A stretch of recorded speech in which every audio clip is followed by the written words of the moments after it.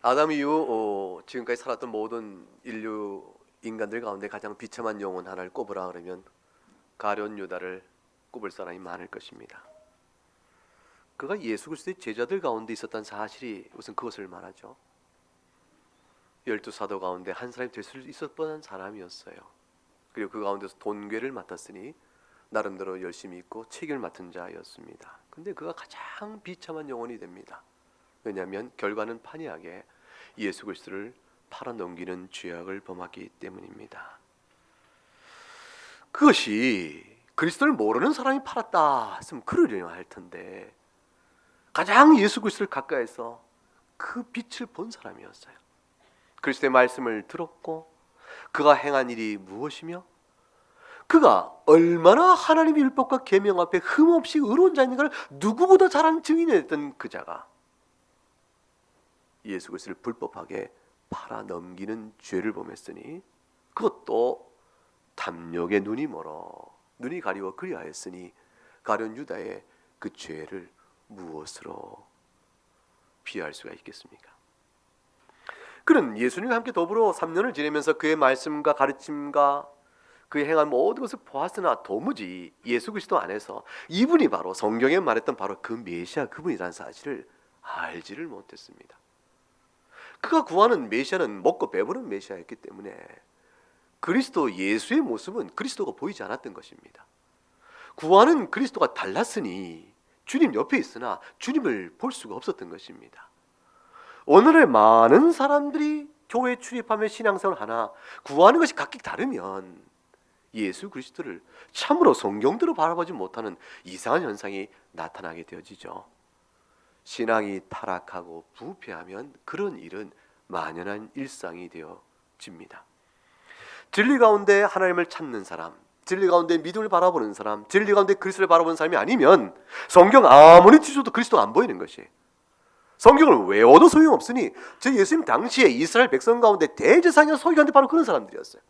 근데 성경을 외웠으나 그 성경을 참된 그리스도를 보지 못했고 또 그리스도의 소식을 들었으나 그 예수에게서 그리스도를 보지 못했어요. 죽이고자 하는 일에 주저할 이유가 없었던 사람들이었죠. 유다 또한 나름의 이유로 그런 사람이었습니다. 유다는 그런 의미에서 가장 비참한 영혼이요 영원한 멸망 가운데 있을 저주의 자식이었습니다. 그런데 사람들은 쓸데없는 이제 생각이고 호기심이고 또 궁금증일 수 있는데 어차피 예수 그리스도께서 십자가에 못 박아 죽으심으로 우리를 구원하게 되어 있다면 예수를 팔아넘기는 자의 역할이 있어야 되는 것이고 그것을 유다가 했을 짓인데 유다가 혹시 무죄 아닐까? 유다에게 죄를 물어도 되는 것일까? 유다가 없었으면 예수님 십자가에 누군가 해야 되는 것이니까 유다가 그 일을 했으니까 오히려 우리를 구원하는 인류를 구원하는 그 일에 있어서 유다는 나름의 악역으로 사용된 것이 아닐까? 최소한 유다가 악하다 할지라도 그것은 운명의 희생양과 같은 것이 아닐까? 이런 복잡한 생각들이 의심의 생각들이 마음속에 스쳐갈 수가 있습니다. 이것은 저도 그랬고 제가 가르쳤던 주변의 많은 이들도 또한 그랬습니다. 여러분은 어떤지 모르겠습니다. 마태복음 26장 24절에 가게 되면 예수님께서 이렇게 말씀하셨습니다. 24절을 같이 읽어볼까요? 인자는 자기에 대하여 기록된 대로 가거니와 인자를 파는 그 사람에게는 화가 있으리로다. 그 사람은 차라리 태어나지 아니었더라면 제게 좋을 뻔하였느니라. 인자는 기록된 대로 간다는 말은 하나님의 작정의 실현을 의미하죠. 하나님이 작정한 대로 내가 그렇게 되어질 것이라. 그러나 인자를 파는 그 사람의 화가 있느니라. 어쨌건 주님은 하나님의 작정 가운데 죽는다라고 말씀하십니다. 사도행전 2장을 가게 되면 보세요. 사도행전 2장 찾는 데 어려움이 없죠.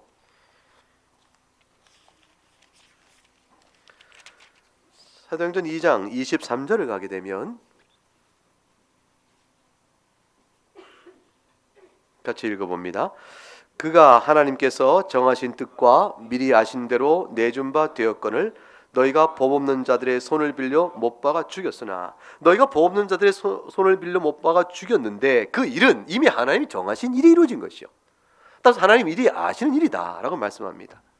그렇다면 하나님께서 미리 정하신 그렇게 대로 이루어지는 일에 인간은 그저 사용되는 도구일 뿐이니 그런 인간에게 있어서 죄악을 물을 수 있을까요? 책임을 물을 수 있을까요? 물을 수 없다면 유다에게 어떻게 죄값을 묻겠나라는 당연한 질문이 나오겠죠. 이런 생각은 어릴 때도 들었고 청소년 시절도 들었고 청년기에도 들었습니다. 지금이 만일 학교 교실이었으면 그런 생각 해본 사람 손 들어봐라 할 텐데 지금이 설교라 이렇게 확인을 못해서 좀 갑갑하긴 합니다. 여러분, 그와 같은 생각은 궤변이요 망상입니다. 그 궤변의 치명적 오류는 첫 번째 하나님이 하시는 일에 대한 무지에서 온 것입니다. 하나님께서는 영원전에 이 세상 속에 펼쳐질 모든 일을 작정하셨습니다.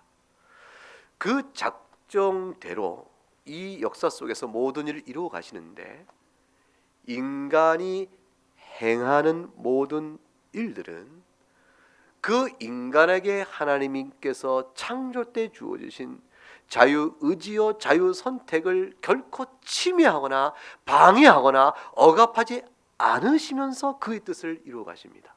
여러분, 그거 이해할 수 있겠습니까?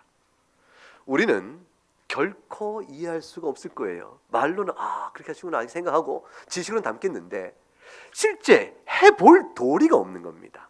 그런데 제가 어떤 사람에게 제 뜻과 제 마음에 먹은 대로 그 사람을 움직이고 싶어 해요. 그러면 그 사람은 어떻게 됩니까? 그 사람의 자유로운 생각과 뜻을 나에 의해서 억압을 받거나 강요를 받거나 그렇게 통제를 받아야 합니다. 다시 말하면 인간의 자유 선택에 억압이 없이 그 사람을 내 뜻대로 주장할 길이 없습니다. 그래서 위협도 하고 또 규칙을 만들어 벌을 주고 그 사람을 막 몰아가는 것이죠. 하나님께서는 그렇게 행치 아니하십니다. 우리가 행하는 모든 일들은 우리의 스스로운 자유로운 선택을 그대로 하나님께서 행하도록 하시면서 그러나 동시에 자신의 뜻을 온전하게 이루어 가십니다. 이것이 하나님의 능력입니다. 여러분을 구원하고자 했을 때 여러분에게 믿음을 하나님은 다 주셨습니다. 하나님께서 우리에게 믿음의 선물 주지 아니하면 우리는 누구도 믿을 수가 없는 겁니다. 왜냐하면 부패하여 하나님을 모르는 자요 감각 없는 자 죽은 자가 됐기 때문에 죽은 우리가 어떻게 생명의 믿음을 가질 수가 있겠어요? 살아있어야 믿는 것이라. 영적으로 죽은 자가 살아있지 못하니 믿음이라는 게 도대체 불가능한데 우리 모두 각각에게 믿음을 주셨다는 것은 우리가 믿음을 고백한다는 것은 하나님 먼저 우리를 살리신 겁니다. 그래서 하나님 우리를 살리시고 믿음을 고백하게 하셨어요. 이 모든 건 하나님의 주권적 은혜예요. 우리를 이끌어 가신 일인데 근데 우리는 이상하게도 우리 모두 어느 누구도 내가 강요와 강압과 협박에서 믿었다는 사람 아무도 없는 것입니다. 내 마음속에 자원하는 마음으로 소망이 생긴 것이 죄를 깨달은 겁니다.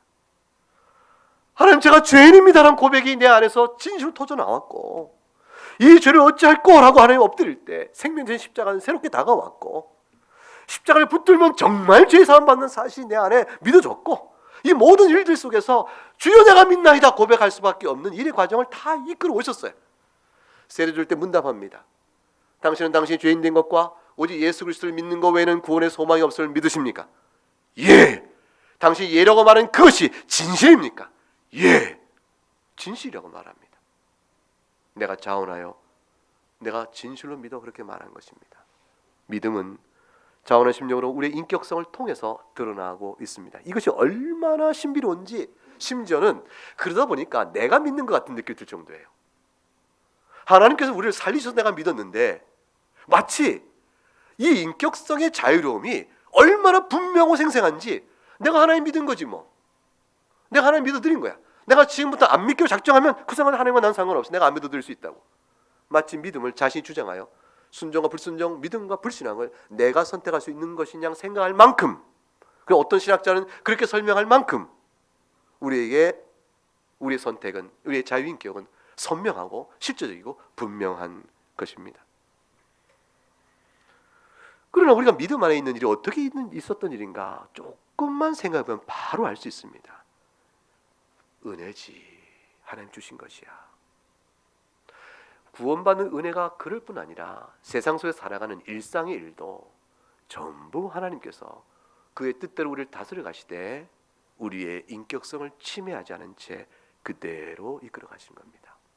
그것은 무엇을 뜻하냐면 우리가 자유로운 인격성을 갖고 내가 선택하여 일을 해나가고 있기 때문에 사실은 하나님의 작정의 뜻이 그걸 통해 이루어지고 있지만 그렇기 때문에 내가 선택한 일에 대한 책임을 내가 져야 한다는 사실을 엄숙하게 말씀하고 있는 겁니다.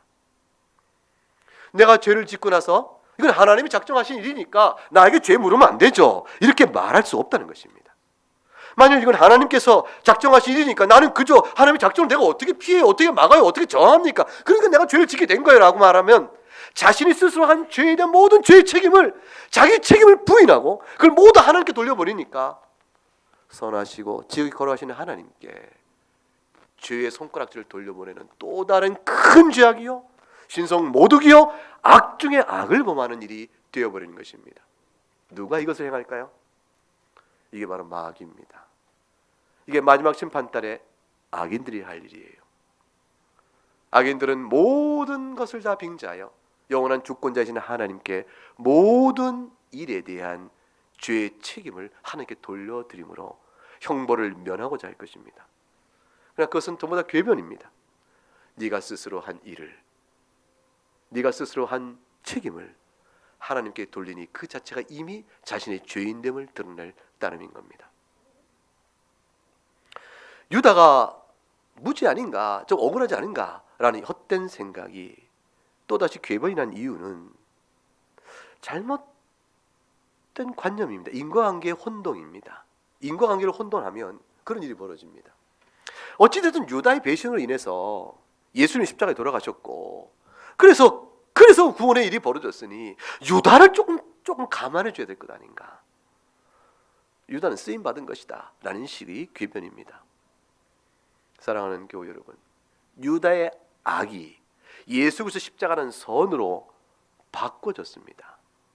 이렇게 바뀌어진 것은 유다가 한 일이 아니요 하나님께서 행하신 일이에요. 하나님께서는 어떠한 이유인지 그의 지혜의 풍성함에 따라서 그의 작정된 일을 이루어 가실 때 우리들의 악을 계기로 사용하십니다. 왜 하나님께서 예수님 십자가에 돌아가신 일이 있어서 유다와 같은 악을 하나님 계기로 사용하셨을까요? 왜 그러셨을까? 왜 그러셨을까?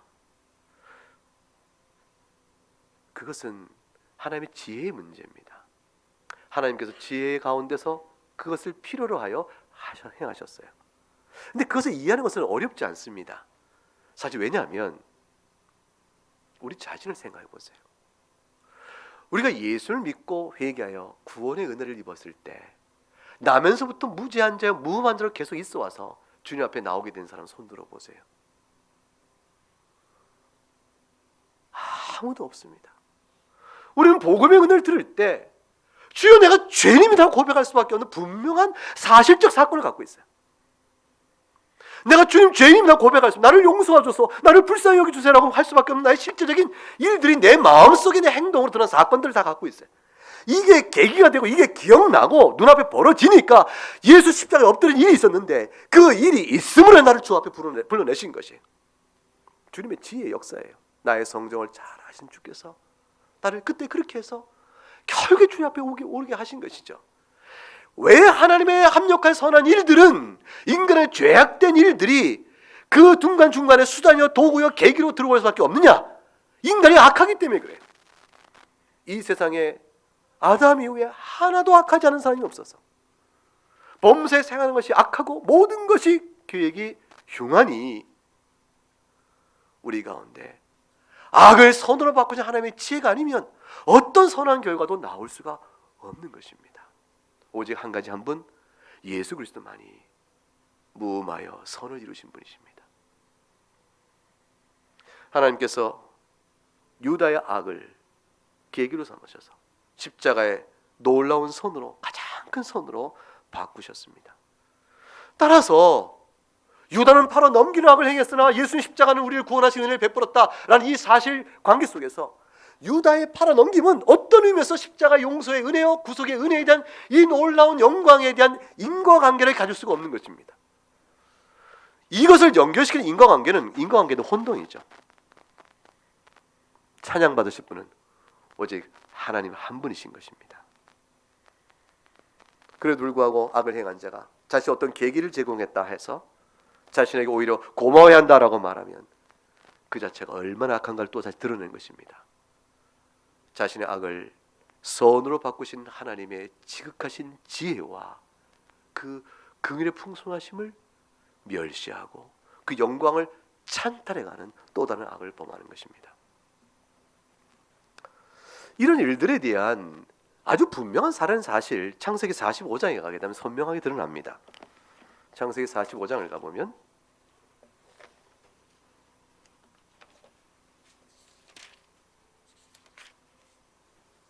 4절 말씀부터 보겠습니다. 요셉 형들이 애굽에 왔는데 요셉이 이제 자기 정체를 드러냅니다. 45장 4절에 나는 당신의 아우 요셉이요, 당신 나를 애굽에 판 자요. 요셉은 지금 총리로 그들 앞에 서 있습니다. 그들의 생사를 말 한마디 손가락 하나로 결정할 수 있는 위치에 있습니다. 당신들이 애굽에 판 자요, 죄를 지적해 드렸습니다.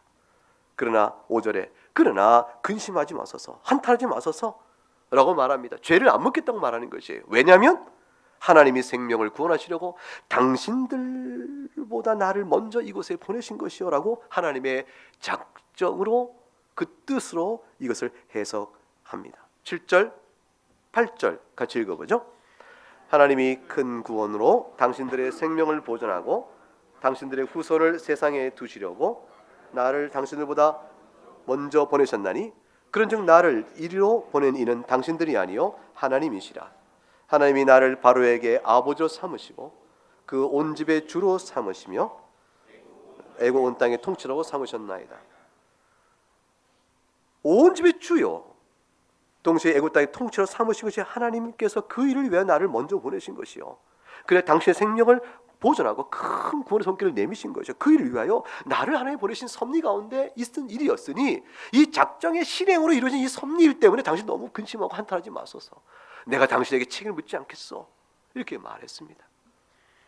요셉의 형제도 이 말 듣고 아하, 그런 뜻이었구나, 잘 됐구나. 이러니 우리가 당신에게 당신을 판 것은 너무 큰 거니 우리가 칭찬받을 만하면 상을 받을 만해 우리에게 상을 내놓으라, 이렇게 나갈 수가 있었을까요? 결코 그러지 못했습니다. 왜냐하면 형들은 자신의 악을 스스로 너무 잘 알기 때문이에요. 그래서 창세기 50장 가게 되면 15절에 마침내 때가 되어지니 야곱이 죽습니다. 야곱이 죽고 나니까 아버지 자신들의 생명을 지켜주고 보호할 후견이 없어지니까 이들이 심히 두려워합니다. 15절 요셉 형제들이 그들의 아버지가 죽었음을 보고 말하되 요셉이 혹시 우리를 미워하여 우리가 그에게 행한 모든 악을 다 갚진 아니할까? 왜 이 생각이 들었을까요? 우리가 행한 모든 악, 자신들의 죄악에 대한 분명한 인식이 있는 겁니다.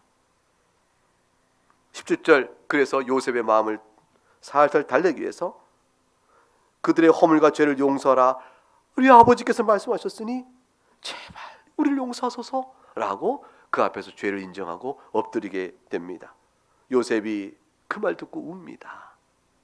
그리고 18절에 그들이 와서 우린 당신의 종이니 우리를 불쌍히 여기소서라고 자신의 죄를 토설하고 악을 용서받기를 원하자 19절과 21절까지 같이 읽어봅니다. 요셉이 그들에게 이르되 두려워하지 마소서, 내가 하나님을 대신하리이까. 당신들은 나를 해하려 하였으나 하나님은 그것을 선으로 바꾸사 오늘같이 많은 백성의 생명을 구원하게 하시려 하셨나니 당신들은 두려워하지 마소서, 내가 당신들과 당신들의 자녀를 기르리이다 하고 그들을 강곡한 말로 위로하였더라. 선한 결과를 맺으신 분은 하나님이십니다. 이 일론에 하나님을 찬송하지만 죄를 범한 형제들의 악에 대해서는 죄를 물을 수 있었으나 요셉이 그들이 용서를 구하자 덮어버리는 겁니다. 반대로 이들이 자신들이 아니었다면 요셉 네가 오늘 있었겠느냐라고 말한다면 이건 적반하장이요, 완전히 인과관계를 완전히 혼동하여 되었으니 그들이 바르게 사태를 이해하고 교훈받게 되면 매로 다툴 수밖에 없는 것이죠. 하나님의 뜻을 이루는 도구로 사용됐다는 사실, 따라서 그것이 자신들이 악을 행하고 죄를 행해도 그 책임이 면제받는다는 일은 결코 없습니다. 그럴 수 없습니다. 인격적인 자신의 행위에 대한 악은 그대로 심판을 받는 것입니다. 사실 일본이 우리를 식민지로 지배하면서 훗날에 하는 이 궤변 있잖아요. 식민사관. 일본의 40년에 가까운 이 지배의 이거의 결과가 오늘날 한국의 근대화의 초석을 깔았다. 이 말이 안 되는 얘기를 하는 거 아니에요. 40년 동안 우리를 수탈해가는 그 참혹한 수탈로 이 나라 강토에 많은 것들이 다 희생당했고 수많은 사람들이 은사와 자신을 개발할 조국에 있는 모든 봉사의 기회를 다 박탈당하였으며 그 많은 억울함과 빼앗김이 얼마나 크건을 그들은 자신의 수탈을 위하여 세웠던 기관시설 가지고 근대의 초석을 놓았다고 궤변을 늘어놓습니다. 인과관계를 완전히 뒤집어 버리는 것이죠. 유다가 예수님을 배신하고 넘겨주고 예수님은 넘겨줌을 당함으로 십자가 구속을 당했느나 그것은 유다에게 어떠한 형태로도 그의 노인 형편을 감안할 이유가 되지 못합니다. 다만 하나님께서 그의 지혜에 따라서 악을 선으로 바꾸었을 뿐입니다. 유다가 자신을 변명한다면 악을 행한 자가 스스로 자신을 옳다 하는 그런 궤변과 같은 겁니다. 요약하면 유다는 자신의 자유선택에 의해서 예수님을 스스로 판자입니다. 자기가 한 행동에 대해서 하나님 앞에서 심판을 면할 길이 없습니다. 의인을 팔아버린 그의 죄악은 낱낱이 드러나 심판을 받아야 하는 것입니다. 그 순간에 하나님의 작정을 핑계할 길은 없습니다. 하나님의 작정을 핑계하여 자신의 억울함을 많이 호소한다면 그것은 자신이 행한 죄악은 인정하지 않고 그걸 덮어버리고 하나님의 작정을 다스려 가시는 하나님께서 인간의 자유의지를 결코 해치지 않은 채 그 일을 행하시는 하나님의 신비로운 능력을 빌미로 삼아서 하나님을 악하다는 것 같으니 죄악 중에 죄악입니다. 결과적으로 선이 됐다 해서 또 어떤 계기나 방편이었던 자신의 죄악을 정당화할 수 없습니다. 악을 선으로 바꾼 것은 하나님의 지혜요 그의 선하심이 이친 것이지 따로 찬양받으실 분은 하나님뿐이시지 악을 행한 그에게는 단 한 점도 있을 수가 없기 때문입니다. 그래서 예수님께서는 마태복음 26장 24절에 다시 말씀을 보게 되면 이렇게 말씀하신 겁니다. 인자는 자기에게 대하여 기록된 대로 간다고 말씀합니다. 하나님의 작정의 실행입니다. 그러나 인자를 파는 그 사람에게는 화가 있으려다 심판이 있다라고 말씀하는 것입니다. 유다는 어떤 사람이었을까요? 그 마음에 둔 것은 무엇이었고 그가 예수님을 팔아 넘길 때까지 그는 어떤 태도와 어떤 영적 상태에 놓인 사람이었을까요? 그것을 살펴보는 일은 유다의 죄악의 뻔뻔스러움과 악함을 이해하는 것이요 더 나아가서 유다가 과연 회개를 하였는가라는 질문 앞에 답을 찾아가는 길이 되어집니다. 마태복음 26장 8절과 9절에 가게 되면 옥합을 깨뜨려 그 귀한 향유를 예수의 머리에 부은 그 여인을 보고 제자들이 분개합니다. 무엇 때문에 이렇게 허비하는가? 라고 정당한 말을 하는 것처럼 말합니다. 비싼 값에 팔아 가난한 자에게 줄 수 있었겠다 하니 이유와 명분은 그럴듯합니다. 그런데 이 비싼 것에 팔아 가난한 자에게 줄 수 있었겠다고 말하는 이 말이 요한복음에 가게 되면 12장 6절에 가룟 유다가 이 말을 대표로 하게 됩니다. 제자들은 그 말에 얹어서 맞아 라고 여럿이 말하게 되는 것이죠. 가룟 유다가 뭐라고 말하냐면 12장 6절에 이렇게 말하면 가난한 자들을 생각함이 아니요 그는 도둑이라 돈괴를 막고 거기 넣는 것을 훔쳐감이라 그랬습니다. 도둑이라 그런 것이 처음부터 유다는 목적이 다른 사람이었습니다. 목적이 애초부터 달랐으니 돈과 탐욕에 눈이 가린 자요 자신 추구하는 바가 달랐으니 예수님 말씀이 아무 소용이 없어서 예수님께서 마태복음 26장 12절에 이 여자가 내 몸에 이 향유를 부은 것은 내 장들을 위한 것이니 이것은 온 천하에 복음이 전파되는 것보다 여자가 행한 일도 말하여 기억해야 될 만한 가치가 있는 일이요 라고 주님께서 자기 죽음의 의미를 들어서 향유를 부은 여인의 모든 일을 설명하시는데 그 교훈이 전혀 마음에 깨달아 오지 않는 것입니다. 주님의 죽으심이 도대체 무엇인지 그것이 약속되었던 메시아의 죽음이요 그 죽음으로 우리가 산다는 사실을 아는 대로 나가는 깨달음이 조금이라도 있었으면 이렇게 방자에 행치 못했을 것이죠. 아니 메시아가 그렇다는 사실을 죄사함의 은총을 미처 깨닫지 못한다 할지라도 선생님이 죽는다 했으면, 무지하고 그런 선생님이 죽는다 했으면 깜짝 놀라야 되는 게 제자의 마땅한 도리죠. 유다는 애초부터 예수에 대한 마음은 멀리 있었습니다. 예수님의 가르침이 멀리 있었습니다. 추구하는 바가 다르니 선생의 귀한 바를 알 바가 없었던 것이죠. 구하는 게 다르니 예수님께 얻을 게 하나도 없었던 겁니다. 가끔씩 가난한 살림에 돈께 조금씩 빼쓰고 흔적 안 나게 하려니 얼마나 힘들었겠어요. 결국 누가복음에 오게 되면 이 가룟 유다에게 사탄이 들어갔다 되어 있습니다. 예수님이나 팔아서 이제 마지막 돈이나 좀 챙겨야겠다는 거 외에는 더 이상 예수님 기대할 만한 것이 없었던 것이죠. 사탄은 범죄한 이후에 부패한 모든 인간의 본성을 자극하여 매일매일 순간순간마다 우리를 죄악으로 몰아갑니다. 그런데 사탄은 이 들어갔다라고 표현할 만큼 지금의 가룟 유다와 같이 그의 지각, 그의 마음 아예 송두리째 장악해버려서 그의 부패한 성품이 자극이 심해지고 하나님을 두려운 마음이 아예 무뎌졌으며 이치를 생각해도 그럴 수 없다는 도덕적, 이성적 어떤 판단도 작동치 않게 되고 죄를 지어도 수치감마저 없어질 정도가 된 상태에 굳어져 버리면, 그게 몰아서 버리면, 그 격동되어지면 이게 마귀가 들어갔다라고 할 만한 상태가 되어지는데 유다가 지금 그와 같이 되었다라고 성경은 말합니다. 본래 하나님의 복된 형상으로 지음받은 우리들은 성령께서 우리 안에 거하심으로 창조주시여 전능자시 지혜자신 그분을 찬송하며 사는 것이 인간의 마땅한 본분이요 행복인데, 타락하여 부패한 성품에 돼지 우리처럼 더럽고 추악한 상태로 심령을 그렇게 만들어 놓고 그것도 귀신의 역사에 마음을 확전히 열고 받아들이니 그가 행하는 모든 행위, 그 행위의 근원이 되는 마음의 생각과 소원이 얼마나 흉측하고 사악하겠어요. 그 격동함이 유다에게 되어지니 때가 되어짐에 저다가 지체 없이 양심의 가책도 없이 오늘 본문 14절과 16절에 대제사장을 찾아가서 예수를 넘겨주리니 얼마 몸값을 주겠냐고 몸값을 흥정하는 일이 벌어지게 되어지는 것입니다.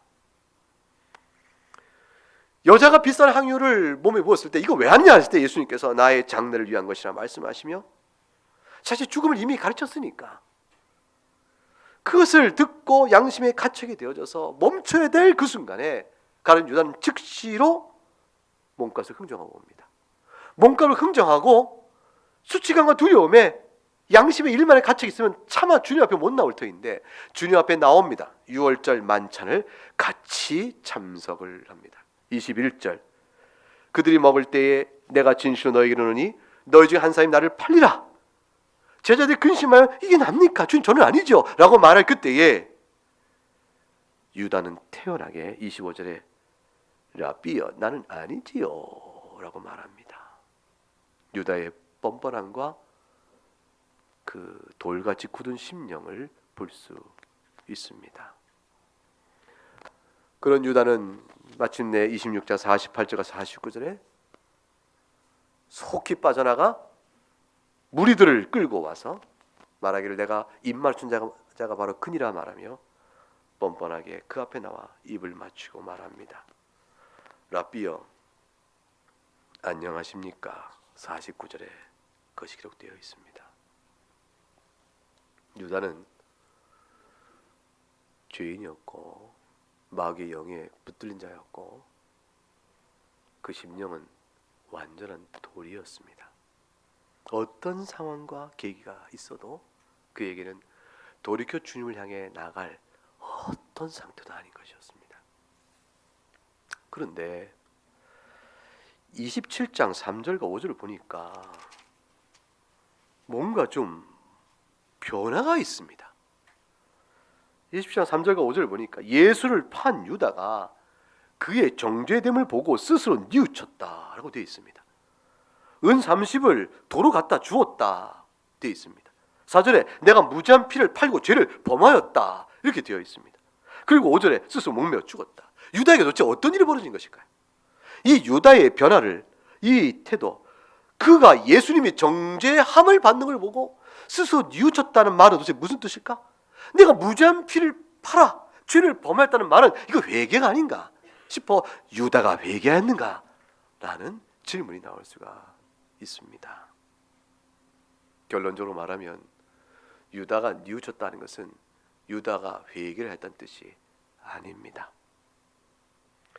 뉘우쳤다는 이 말의 뜻은 유다가 불법을 행한 것이 하나도 없으며 하나님의 계명 앞에 의인인 예수님께서 죄인으로 정죄받고 멸시당하고 하는 숱한 수모를 보면서 불현듯 자신이 행한 죄가 생각났고 그 죄로 인해서 자신이 짊어져야 될 형벌의 고통과 두려움이 생각났고 그것을 애써 양심의 가책을 누르고 덮으려고 하며 하나님을 두려워하는 마음이 없으므로 그건 괜찮아 라고 말로 그렇게 자짐하고 견디려고 했으나 이상하게도 예리하게 자기 영혼과 양심에 찔려 들어오는 두려운 형벌에 대한 고통이 너무 컸던 겁니다.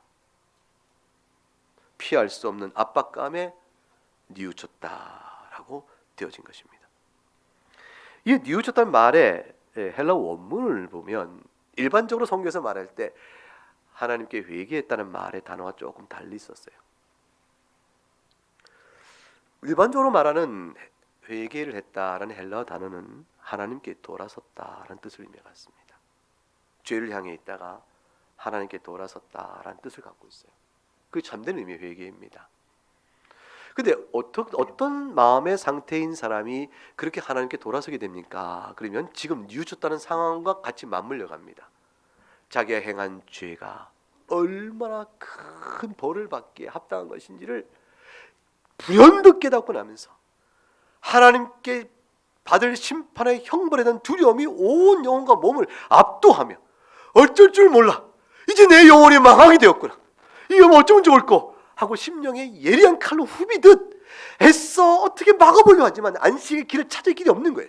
쉴 틈을 찾을 길이 없는 것이죠. 후벼지는 고통 속에 두려워 떨다가 예수를 바라보는 것이에요.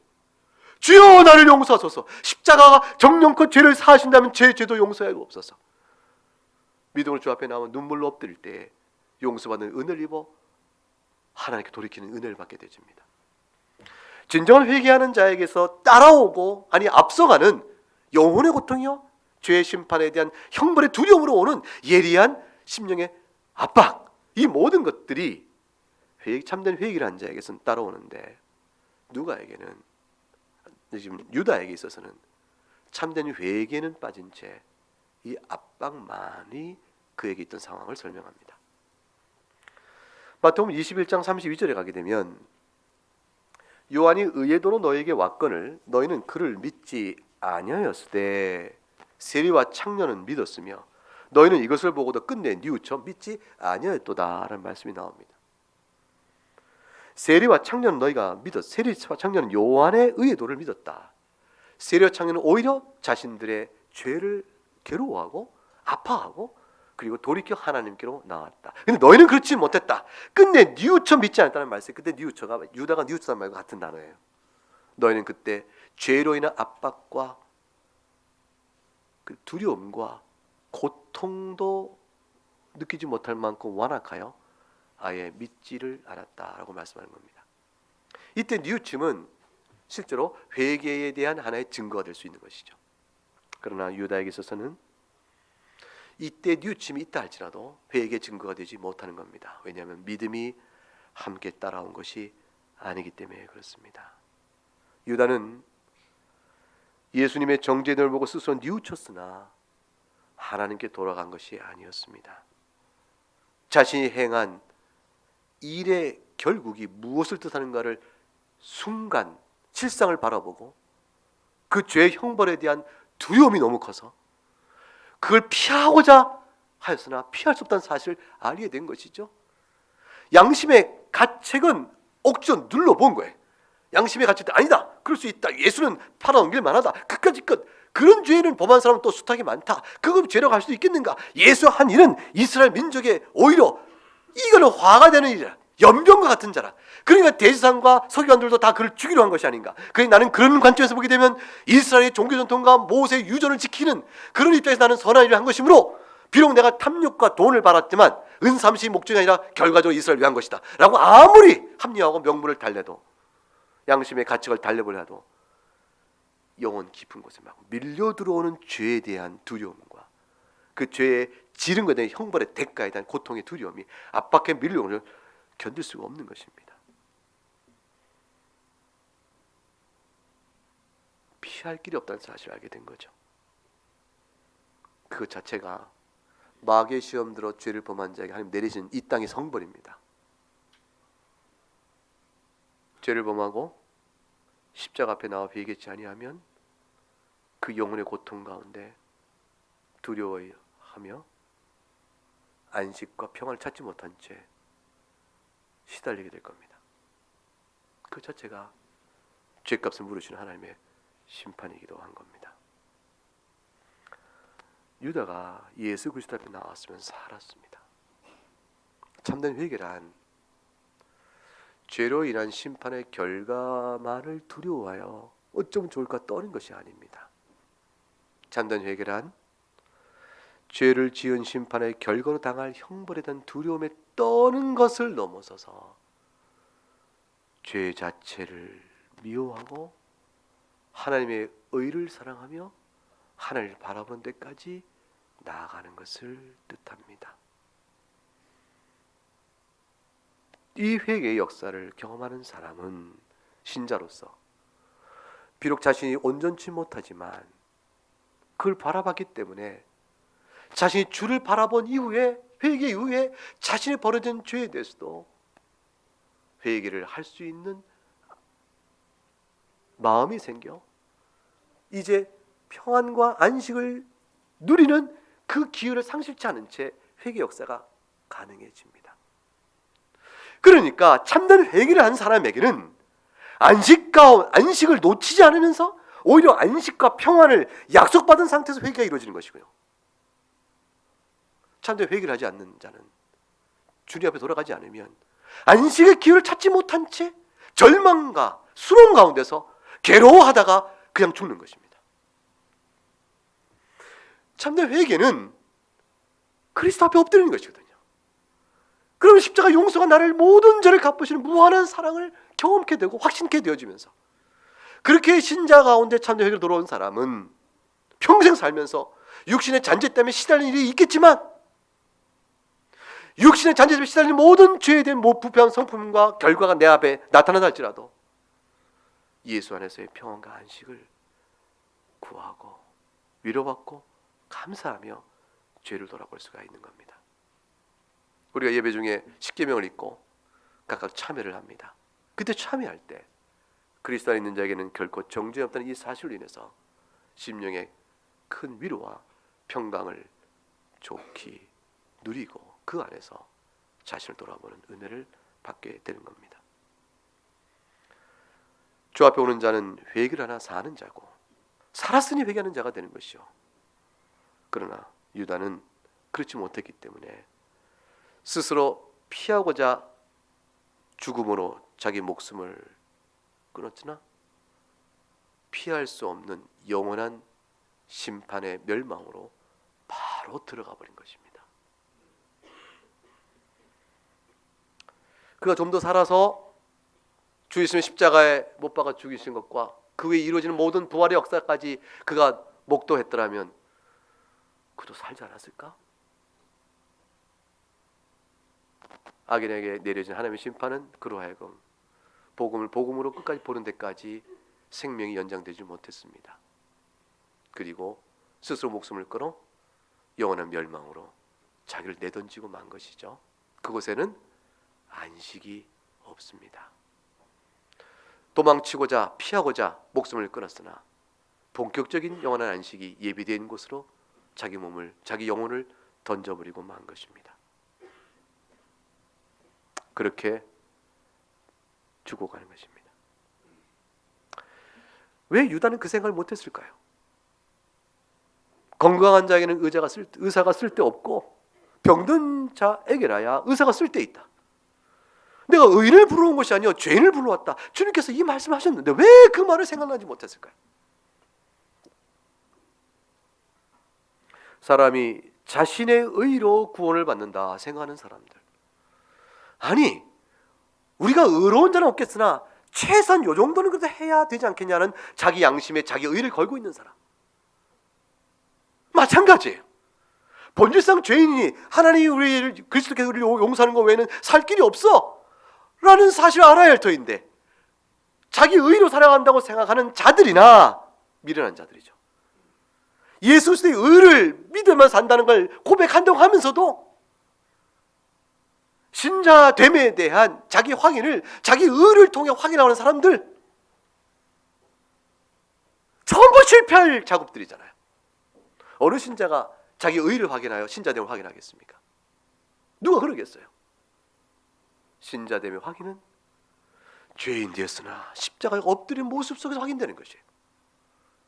내가 신자구나 라는 것은 내가 죄인은 사실을 절감하고 십자가에 엎드리는 모습 안에서, 그리고 그가 회개하는 모습 안에서, 그 율법을 다시 바라보면서 삶의 변화를 다시 한번 주 앞에 구하면서 나가는 그 연약한, 그러나 하나님의 심판을 두려워할 줄 알고 그 십자가를 꼭 붙드는 모습 안에서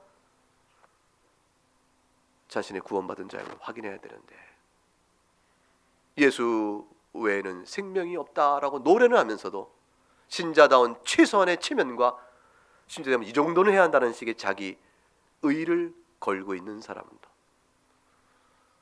유다나 그 당시의 대사장들이나 백성의 장로들이나 하나 다를 것 없는 예수 십자가를 바라보나 용서의 은혜를 바라보지 못하는, 진정한 구원의 길을 바라보지 못하는 그런 자리 되고 마는 것입니다. 소용이 없죠. 유다는 그래서 예수님의 가르침이 하나도 생각나지 않은 겁니다. 기댈 데가 없었던 것이죠. 주님이 어떤 분인지 알아야 기댈 텐데 마지막 날에 스스로 정한 대로 죄값을 치르는 일 외에는 다른 길이 없었던 겁니다. 대제사장과 장로를 찾아가서 은삼식을 도로 탁 던져주면서 내가 무지한 피를 팔고 죄를 범하였다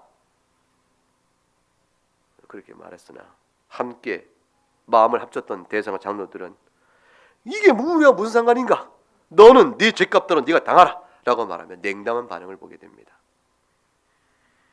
훗날에 죄를 함께 행했던 자들은 서로 손가락질하게 되어 있습니다. 이 땅에서도 마찬가지죠. 죄를 마음을 합쳐 함께 죄를 범했던 자들이 훗날 법정에 서게 되면 자신의 죄를 경감시키려고 다른에게 죄를 전가하는 일들이야 허다히 보게 되지 않습니까? 마찬가지입니다. 서로 손가락질하며 자신들의 정당함과 악함을 덜어보려고 애를 쓸 것입니다. 유다가 은을 송수에 던져도 굴러가서 스스로 목매어 죽었습니다. 영원한 멸망으로 들어간 것입니다. 대제사장들이 얼마나 악한지 나머지 글을 통해서 압니다. 은 30을 돌려받고 성종구에는 얻을 수 없다라고, 이 돈은 부정한 돈이요 더러운 돈이니 핏값이라 하여 이것을 토기장에 바쳐서 나그네 묘지를 삼았습니다. 나그네 묘지라는 것은 예루살렘에 들어왔던 나그네들 가운데 죽은 자들이 연고가 없이 죽었으니 그들을 묻을 만한 토지를 이렇게 선하게 기증하여 쓰게 된 것이죠. 돈은 핏값이나 일은 결국은 선하게 썼으니 선한 결국을 주장한 자신들의 이 태도와 결정을 합리화하고 또 선하게 둘러댈지 모릅니다. 그러나 이 대제사장들은, 이 장로들은 성경을 통해서 오늘 분명히 아는 것은 뭐냐면 유다보다도 악하다는 사실을 보게 됩니다. 유다는 무지한 자의 피를 흘린 것 때문에 죄에 대한 형벌의 압박 때문에 이렇게 밀려가 비참한 운명을 맞이했으나 대제사장과 장로들은 눈 하나 깜짝하지 않았습니다. 그리고 예수를 십자가에 못 박아 죽일 때까지 끄떡없이 있었고, 실제로 죽으신 다음 부활 이후에도 저들의 완악성은 계속돼 갔습니다. 하나님께서는 당시 이스라엘이 얼마나 악한가를 보여주십니다. 그걸 드러내시기 위해서 9절에 이 말씀을 말씀하신 것이에요. 9절과 10절을 같이 읽어봅니다.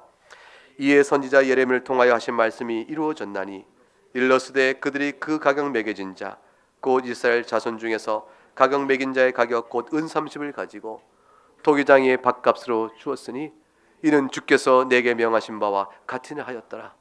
본래 이 말씀은 스가랴 11장 10절과 13절에서 나오는 말씀의 대목입니다.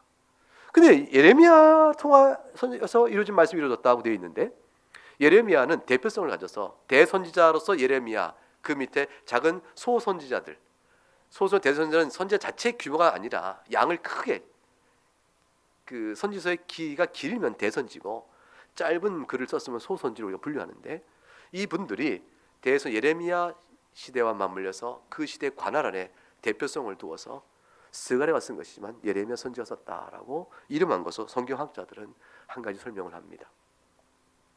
그때 스가랴서 11장에 하신 말씀이 뭐냐면 이 내용입니다. 하도 이스라엘 백성이 하나님의 말씀을 불순종 안 듣는 거예요. 하나님이 언약을 맺어서 이들을 구원으로 이끌어 가려고 하셨는데, 내가 너에게 준 은총이요 은혜의 언약을 너희가 어찌 이렇게 멸시하고 불순종하느냐. 그러니 이제 그만두자. 하나님이 그렇게 말씀하세요. 그만두자. 그만두는 대신에 여지껏 내가 너희를 위하여 많은 사랑의 수고를 했으니 내가 너희를 위한 수고의 품삯이나 다오 라고 주님이 이렇게 말씀하세요. 그때 이스라엘이 목자가 양떼를 칠 때 받은 품삯이나 다오라고 말씀하시니까 그들이 계산해 준 것이 은 30이에요. 하나님께서 하도 기가 막히셔서 너희가 너희를 향한 나의 사랑과 은혜의 수고를 은 30으로 치느냐? 이 돈을 성전에 돌려주어 차라리 토기장이한테 줘서 토기장이가 흙벽돌이라도 하나씩 만들어 성전 다 허물어 쓰러져 가는 것, 거기다 이렇게 끼어 보수라도 하도록 해라. 주님께 이렇게 말씀하시는 탄식이 나옵니다. 핏값이라 하여 나그네 묘지를 샀는데 결국 그들이 못 박아 죽인 예수 그리스도, 그것이 곧 하나님께서 이스라엘을 향하여 구원하고자 했던 모든 언약의 참된 실행이었는데, 완성이었는데, 그것의 값을 스가랴 때도 이스라엘 백성들은 은 30에 팔았는데 지금도 여전히 저들은 언약의 참된 주인이신 그리스도의 십자가 죽음을 은 30에 팔아버린 일이 된 것입니다. 절묘한 일치가 이루어지고 예수 십자가로 말미암아 하나님과 원수됐던 우리들이 구원받아 생명 얻어 우리의 영혼 둘 것을 찾는데, 그것으로 나그네 묘지라 하여 밭을 샀으니 그것에 어떤 나그네들이 육신의 죽음을 거기에 묻으니 거기에도 묘한 일치가 있게 된 것이죠. 유다는 은 30에 흥정했고 대제사장도 은 30에 예수를 받기로 했습니다. 값싼 복음이란 말을 들어보셨습니까? 신자인 양 행세하나 그 행세가 은혜를 모르는 자요, 은혜를 멸시하는 자요, 방종하고 타락한 자로 그냥 살아가니 저자가 믿는 예수가 도대체 무엇인가? 라고 물을 때 그 같은 모든 신앙의 행태를 일괄하여 총괄해서 값싼 복음을 믿는 자들이라 이렇게 일컫습니다. 예수 그리스도의 십자가의 죽음과 부활의 구원의 은총을 은 30도 못되는 취급해버린 것이죠. 여러분의 심령 속에 예수 그리스도가 어떻게 있나 생각해 보시는 것이에요. 내가 은 30도 못된 주로 삼기는가? 내가 예수를 은 30도 못되게 취급하는가? 나의 영원한 생명으로 주님을 받드는가? 그걸 묻고 우리의 신앙을 돌아봐야 될 것입니다. 우리의 만 가지 죄악이 돈으로 갚으면 얼마로 인해서 갚을 수 있겠어요? 영원한 형벌의 그 죄값을 돈으로 갚으면 얼마만한 돈으로 갚을 수가 있겠어요? 그걸 갚아준 예수의 죽음이 은 30인가? 우리의 껍데기 신앙이요 피상적 신앙으로 되겠는가? 주님 오늘날 이 본문을 통해서 우리에게 말씀합니다. 이것은 우리가 가룟 유다처럼 정죄받을 자는 뜻이 아니고, 우리가 중생한 자요 하나님의 참 은혜 가운데 있는 자지만 우리가 죄를 심상히 여겨서 죄를 가벼이 여겨서 주 앞에 받은 바 구원을 멸시한 일이 없도록 하시기 위한 적용의 교훈이라고 볼 수가 있습니다. 예수 그리스도 안에 있는 자에게는 결코 정죄함이 없습니다. 우리에게 주어진 그 구원의 은혜는 그렇게 큰 것입니다. 그 은혜를 받았은즉 우리는 주님을 어떻게 섬게 될 것인가? 이 질문 앞에 생각해 보면서 우리에게 이와 같은 말씀을 듣고 돌이켜 회개할 줄 알게 하시고 주님 바라보기 이끄시가는 하나님의 사랑 앞에 또 찬송하고, 우리는 안식이 있고 평안이 있는 것이에요. 우리 회개는 평안과 안식, 십자가 안에서 하는 것이에요. 여러분, 우리 교회 문장, 루터 문장 그 그림 본 거 혹시 아시죠? 빨간 심장 하트 모양 안에 검은 십자가 그려 있습니다. 여러분, 이 심장이 살아있다 할 때 검은 십자가 꽂아 놓으면 심장이 죽습니다. 같이 검해져야 되는 것이에요. 그런데 묘하게도 예수 그리스도의 죽음의 십자가는 우리 심장을 펄펄펄펄 살아나게 합니다. 죽음으로 죽음을 이기신 그리스도 죽음의 권세는 우리에게 생명을 주는 것입니다. 그 안에서 우리는 회개의 능력과 고백과 용서를 찬송할 수가 있게 되는 겁니다. 그걸 아는 자에게 있어서는 값싼 복음이 아니요 실로 귀하디 귀한 우리 예수의 복음이라 고백될 수 있을 것입니다. 여러분의 신앙이 그리스도 안에서 그렇게 되는 믿음 가운데 설 수 있기를 주의 이름으로 축복합니다.